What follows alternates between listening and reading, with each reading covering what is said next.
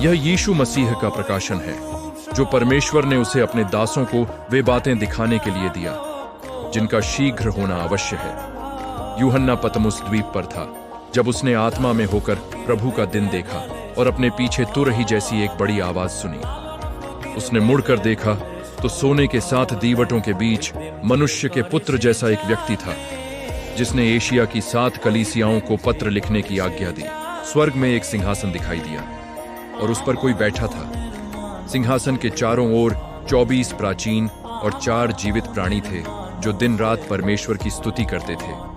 सिंहासन पर बैठे व्यक्ति के दाहिने हाथ में एक पुस्तक थी जो 7 मोहरों से बंद थी।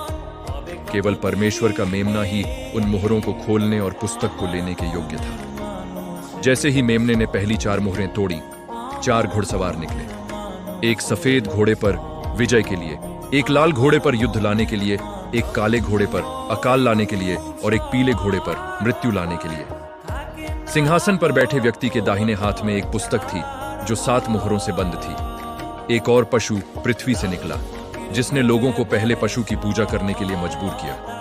इसके बाद और भी न्याय हुए, जिनमें शहीदों की पुकार और एक बड़ा भूकंप शामिल था।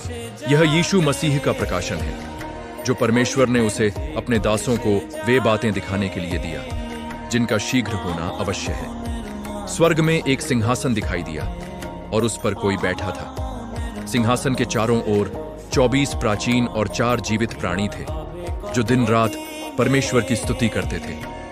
स्त्री ने एक नर बालक को जन्म दिया जो राष्ट्रों पर शासन करने वाला था, और वह परमेश्वर के पास उठा लिया गया।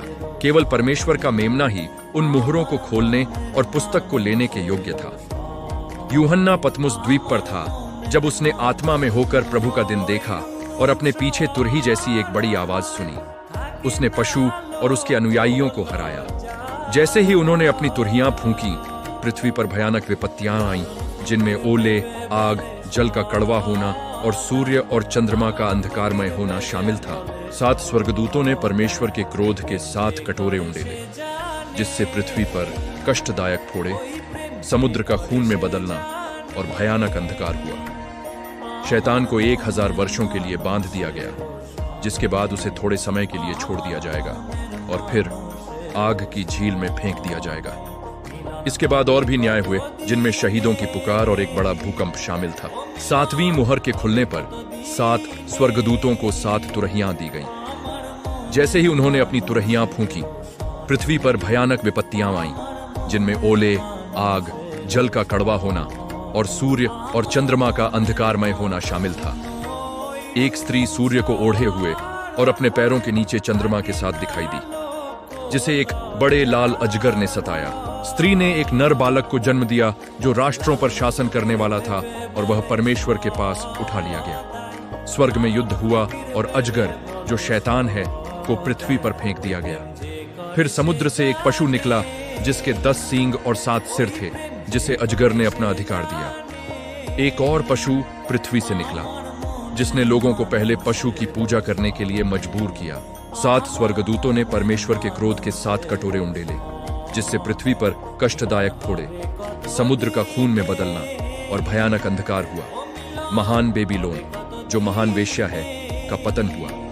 स्वर्ग खुल गया और यीशु मसीह एक सफेद घोड़े पर राजाओं का राजा और प्रभुओं का प्रभु के रूप में प्रकट हुआ। उसने पशु और उसके अनुयायियों को हराया। शैतान को 1000 वर्षों के लिए बांध दिया गया, जिसके बाद उसे थोड़े समय के लिए छोड़ दिया जाएगा और फिर आग की झील में फेंक दिया जाएगा। एक बड़ा सफेद सिंहासन न्याय हुआ और मृतकों का न्याय उनके कर्मों के अनुसार किया गया। अंत में यूहन्ना ने एक नया स्वर्ग और एक नई पृथ्वी और पवित्र नगर, नए यरूशलेम को स्वर्ग से परमेश्वर के पास से उतरते देखा। परमेश्वर स्वयं उनके बीच निवास करेगा और अब कोई मृत्यु, शोक, रोना या पीड़ा नहीं होगी, क्योंकि पहली बातें जाती रही हैं।